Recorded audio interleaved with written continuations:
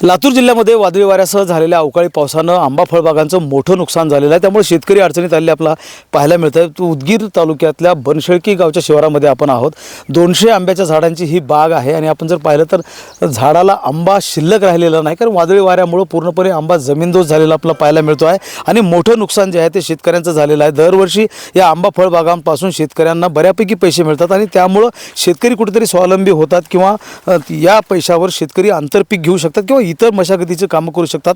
मात्र आंबा जो आहे तो दरवर्षी शेतकऱ्यांना आधार देत होता, मात्र आता आंबा यावर्षी शेतकऱ्यांचा आधार होताना पाहायला मिळत नाही आहे। शेतकऱ्यांनी जी काय आंबा बागेवर केलेली मशागत आहे किंवा खर्च आहे तो देखील यावेळेला निघणार नाही, अशा प्रकारचं चित्र आहे। बनशेळकीचे शेतकरी आपल्यासोबत आहेत।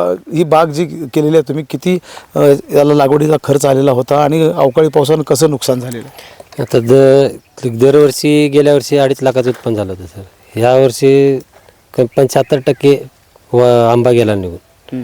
आता ह्या वर्षी लागवड सुद्धा निघायची कमी शक्यता आहे। म्हणजे 75% आंबा जमीनदोस्त झालेला आहे। जमीनदोस्त झाला सर। आता ह्या महिन्यामध्ये तिसरी वेळेस आहे ही। ह्याच्यामुळे ह्या कालच्या ह्याच्यामध्ये तर खूप आंबा पडला सर, त्याच्यामुळे 75% नुकसान झालेलं आहे आंब्याचं।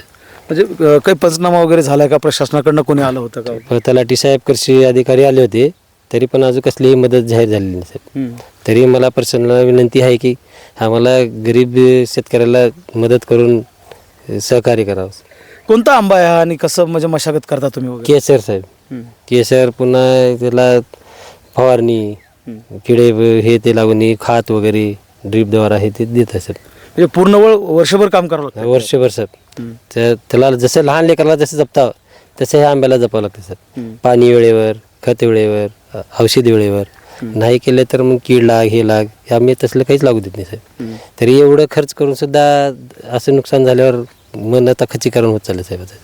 शेतकऱ्यांचं खच्चीकरण होत चाललेलं आहे। आपण जर पाहिलं तर अशा पद्धतीनं वादळी वारा झाला आणि पावसामुळं गारपीट झाली आणि गारपिटीचा जो मारा आहे तो आंबा फळांवर बसलेला आहे आणि ते जमीनदोस्त झालेलं आपण पाहू शकतो। अशा पद्धतीनं आंब्यावर गारपिटीचा मार बसल्यामुळं नासाडी जी आहे ती आंब्याची झालेली पाहायला मिळते। एकूणच बाग जी आहे ती अवकाळीचा फटका जो आहे तो जबरदस्त बसलेला आपला पाहायला मिळतो। त्यामुळे शेतकरी कुठेतरी जे लातूर जिल्ह्यातले आंबा उत्पादक शेतकरी आहेत ते अडचणीत त्यांना पाहायला मिळतात आणि याचा परिणाम जो आहे तो लातूर जिल्ह्यातल्या जे आंबा बाजारामध्ये येतोय त्याच्यावर होताना आपला पाहायला मिळतोय। महेंद्र जोंधळे, TV9 मराठी, लातूर।